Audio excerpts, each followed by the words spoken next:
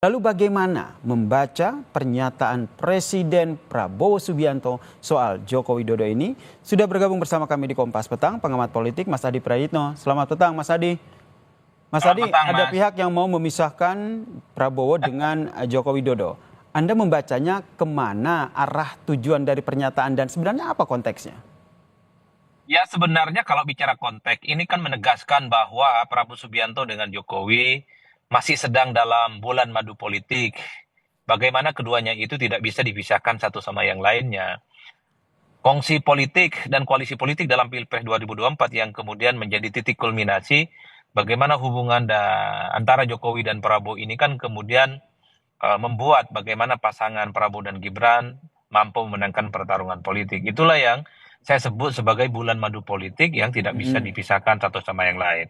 Nah, yang kedua, Mas, kalau mau bicara tentang kira-kira siapa yang ingin memisahkan Jokowi dan Prabowo, memang tidak ada yang kemudian secara eksplisit menyatakan itu. Tapi pertama, saya membaca dan mendeteksi, kalau mau kita mention satu persatu, ya adalah mereka para pendukungnya Ganjar dan pendukung Anies Baswedan, yang Mm-mm. memang sebenarnya melihat bahwa ketika Pilpres sudah usai, sudah saatnya Prabowo sebagai presiden terpilih menunjukkan dirinya sebagai presiden yang tak lagi misalnya tidak dikait-kaitkan, apalagi berada di bawah bayang-bayang mantan-mantan presiden sebelumnya.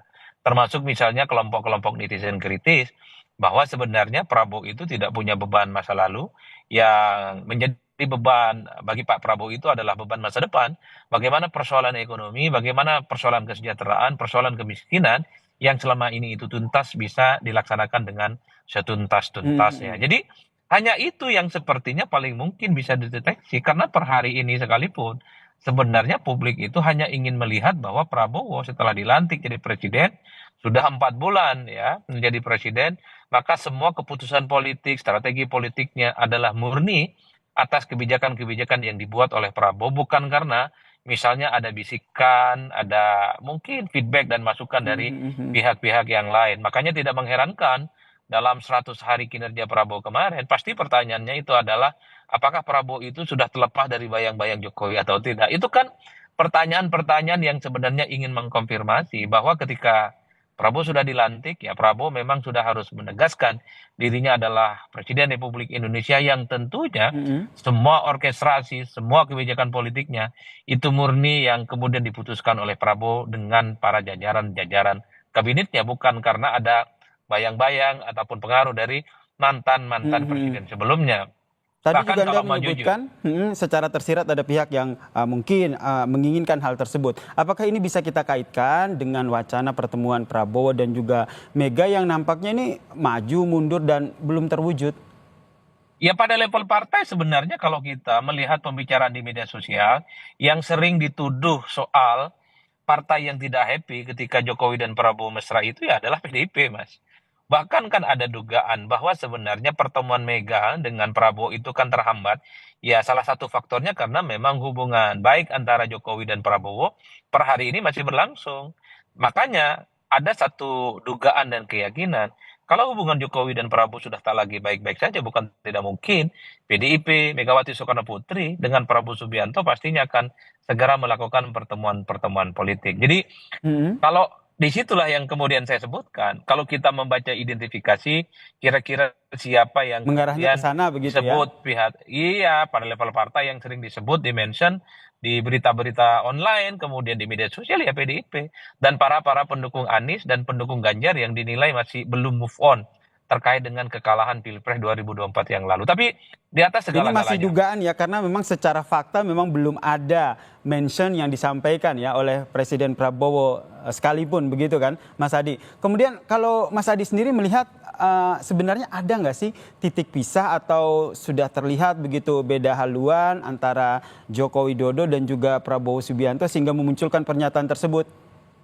ya kalau mau jujur sebenarnya usaha untuk memisahkan Jokowi dan Prabowo hari ini itu adalah usaha yang tidak masuk akal dan mungkin tidak akan berhasil. Tapi kalau mau jujur, secara prinsip begitu banyak kebijakan-kebijakan yang sudah dilakukan oleh Prabowo itu kan berbeda dengan yang sering dilakukan oleh Jokowi. Misalnya soal efisiensi anggaran.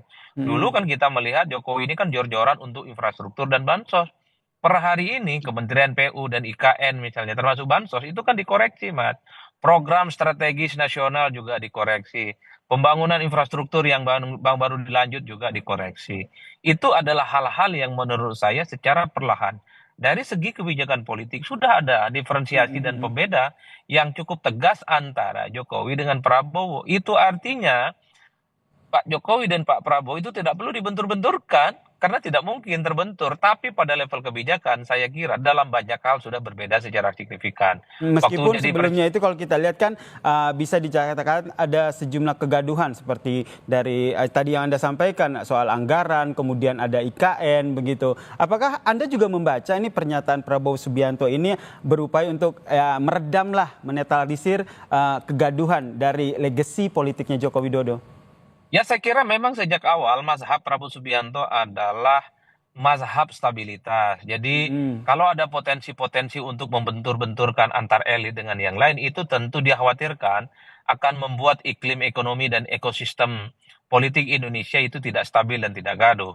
Karena bagi Prabowo sekecil apapun ada resistensi, ada gejolak tentu ini tidak baik. Bagaimana postur pembangunan ekonomi di masa-masa yang akan datang itu bisa dicapai. Makanya mazhab Prabowo itu merangkul, jangankan dengan Jokowi, jangankan dengan SBY, Mm-mm. dengan partai-partai yang kalah sekalipun kan ingin dirangkul, termasuk PDIP kan sangat kelihatan juga ingin diajak menjadi bagian dari koalisi. Karenanya tidak mengherankan kalau kemudian ketika wacana soal pertemuan Megawati dan Prabowo per hari ini itu paling banyak ditunggu. Makanya kalau masih ada pihak dan upaya-upaya untuk membenturkan antara Jokowi dan Prabowo ya pasti Prabowo memberikan statement. Meski di atas rata-rata Mas, kalau saya mau simpulkan, sebenarnya harapan terbesar dari publik kalaupun toh itu ditengarai untuk Mhm. memisahkan Prabowo dan Jokowi, cuman ingin melihat Prabowo ini sudah jadi presiden di Republik Indonesia. Jadi segala keputusan Mhm. politik, manuver politik, orkestrasi politiknya Tidak dalam sudah bayang-bayang Jokowi begitu ya? tidak dalam bayang-bayang siapapun, termasuk tidak dalam bayang-bayang presiden-presiden yang sebelumnya. Saya kira di Baik. situ sebenarnya ya Mas keinginannya. Baik, terima kasih pengamat politik Mas Adi Praitno telah memberikan perspektifnya terkait dengan pernyataan Prabowo yang bilang ada yang mau memisahkan dirinya dengan presiden sebelumnya yaitu Joko Widodo. Salam sehat Mas Adi.